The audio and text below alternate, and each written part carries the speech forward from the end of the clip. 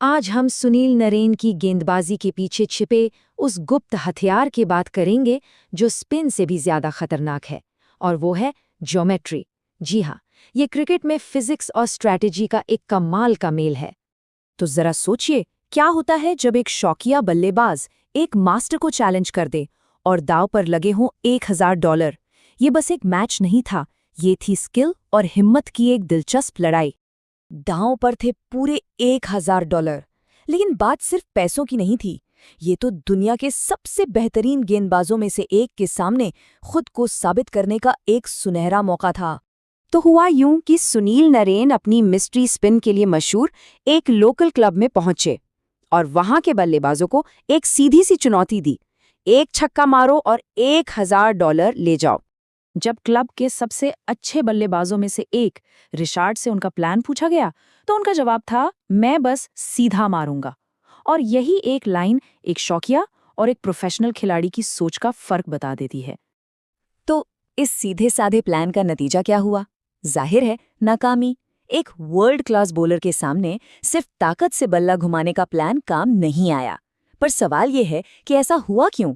तो चलिए जरा समझते हैं कि ये सब हुआ क्यों। आखिर ये आसान से दिखने वाले प्लान्स नाकाम क्यों हो गए? वजह थी कुछ कॉमन टेक्निकल गलतियां जो लगभग सारे ही बल्लेबाज बार बार कर रहे थे। ऐसा लग रहा था मानो हर बल्लेबाज एक ही जाल में फंसता जा रहा हो। वो लोग तकनीक से ज्यादा ताकत पर भरोसा कर रहे थे, उनका स्टांस ही पावर हिटिंग के लिए सही नहीं था, और प्लान इतने सीधे थे कि नरेन के लिए उन्हें पढ़ना बहुत ही आसान था। तो यहाँ सवाल ये उठता है कि बल्लेबाज तो अपनी गलतियां कर ही रहे थे, पर उस मास्टर गेंदबाज का असली राज क्या था? वो ऐसा क्या कर रहे थे? चलिए अब नरेन की स्ट्रैटेजी को डीकोड करते हैं। ये मामला सिर्फ गेंद को स्पिन कराने का नहीं था, ये तो बल्लेबाज के दिमाग और उसकी तकनीक दोनों के साथ खेलने की एक बहुत ही सोची समझी चाल थी। नरेन के प्लान को समझने के लिए पहले स्विंगिंग आर्क को समझना होगा। ये और कुछ नहीं, बस बल्ले का वो नेचुरल रास्ता है जिस पर बल्ला घूमता है ताकि गेंद पर पूरी ताकत और सही टाइमिंग से हमला किया जा सके। और देखिए, यहीं पर नरेन का दिमाग काम करता है।